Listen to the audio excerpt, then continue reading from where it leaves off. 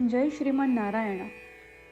खालील दिलेले भाष्य हे श्री रामानुजदास श्रीमान गट्टू वेणुगोपाल स्वामी यांनी इंग्रजीत केलेला श्रीमद भगवद्गीतेचा मराठी भावार्थ आहे. अध्याय 5 कर्मसन्यास योग श्लोक 10. ब्रह्मण्याधाय कर्माणि संगम त्यक्त्वा करोति यः लिप्यते न स पापेन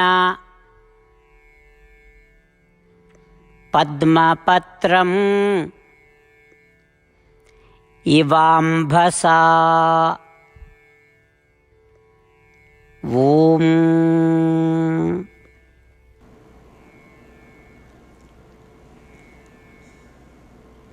गीता आचार्य श्रीकृष्ण परमात्मा अर्जुनासह आपल्या सर्वांना कर्मसन्यास योग शिकवत आहेत. परमात्मा म्हणतात, अर्जुना, कमळाच्या पानावर पाणी शिंपडले तर ते थेंब ते पान ओले करू शकत नाही. त्या कमळाच्या पानावर कितीही पाणी पडलं तर ते खाली लोटतं, पण ते कमळाचं पान ओलं होत नाही. त्याचप्रमाणे जर तू या शरीरात आणि अनेक सांसारिक वस्तूंनी भरलेल्या या जगात असलास तरीही तुला कोणत्याही दूषित किंवा पापाने ग्रासले जाणार नाही. असे होण्यासाठी तू असा विचार केला पाहिजे की तू या शरीरात आहेस. तुझ्याकडे काही इंद्रिय किंवा अवयव आहेत. प्रकृती किंवा निसर्ग स्वतःच इंद्रिय बनते. येथे निसर्गाला ब्रह्म असे संबोधले आहे. तर या प्रकृतीने सर्व क्रिया केल्या जात आहेत, म्हणजे इंद्रियांच्या सहाय्याने सर्व क्रिया होत आहेत. तर आता या सर्व कृतींसाठी कर्ता कोण आहे? प्रकृती किंवा ब्रह्म. जे प्रकृती इंद्रियांमध्ये रूपांतरित झाली ती सर्व क्रियांची कर्ता आहे. एवढेच नाही तर कृती होत असताना त्यातून काही फळे निर्माण होतात, ते फळे देखील प्रकृतीचीच आहेत.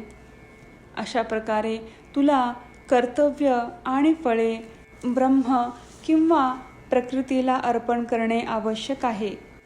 ज्या प्रकृतीचे रूपांतर इंद्रियांमध्ये झालेले आहे. हे करत असताना तुला तुझे मन आणि बुद्धी आत्म्यावर गुंतवून ठेवावी लागेल. ही विचार प्रक्रिया तुझ्या मनात प्रवाहित ठेवत असताना या देहात आणि या जगात राहूनही तू तुझी कृती करत राहिलास तर यासारख्या पापाने तुला कलंक लागणार नाही.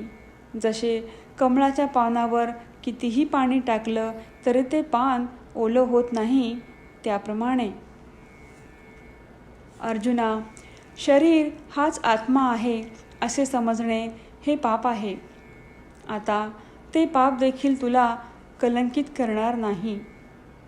अशा प्रकारे श्रीकृष्ण परमात्मा आपल्याला कोणत्याही पापाने कलंकित होणार नाही याची खात्री करण्यासाठी आधी उल्लेख केलेल्या अर्थपूर्ण विचार प्रक्रियेसह जीवन कसे जगावे हे समजावून सांगत आहेत. श्रीकृष्ण परमात्म्याच्या शब्दांचे मनन करताना आणि ती अर्थपूर्ण विचार प्रक्रिया रुजवताना आपण सर्वांनी परमात्म्याच्या शब्दांची पुनरावृत्ती करूया. ब्रह्मण्याधाय कर्माणि संगम त्यक्त्वा करोति यः लिप्यते न स पापेन पद्मपत्रमिवाम्भसा. श्रीमद भगवद्गीतेचे संपूर्ण सार श्रीकृष्ण परमात्म्यांनी अध्याय 18 श्लोक 65 ते 70 मध्ये 8 गोष्टी करण्यासाठी दिल्या आहेत. श्रीकृष्ण म्हणतात, जे या 8 गोष्टींचे पालन करतात ते मला आवडतात. मी त्या भक्तांचे सर्व प्रकारे रक्षण करीन.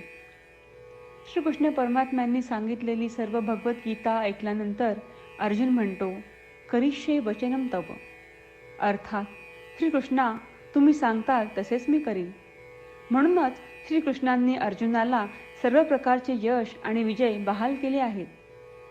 परमात्म्याला आपले वचन देऊया की आपण या 8 क्रिया पाळू. परमात्म्याला हा शब्द देण्यापेक्षा मोठी कोणतीही पूजा, तप, यज्ञ नाही.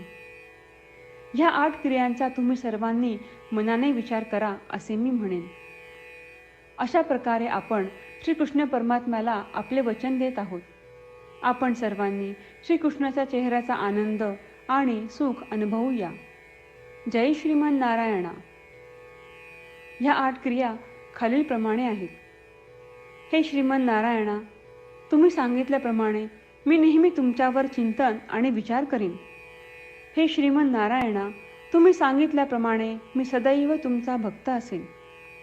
हे श्रीमन नारायणा, माझी सर्व कृती तुमची सेवा आणि तुमच्या समाधानासाठी करीन. हे श्रीमन नारायणा, तुम्ही अनुसरण करायला सांगितल्याप्रमाणे मला खूप विश्वास आहे की मी तुमचा आहे आणि मी नेहमी हात जोडून तुम्हाला नमस्कार करीन आणि तुमची पूजा करीन. हे श्रीमन नारायणा, मला तुमचे शब्द आठवले. मामेकम शरणम व्रज, जे तुम्ही एकट्याला शरण जायला सांगितले आहेत.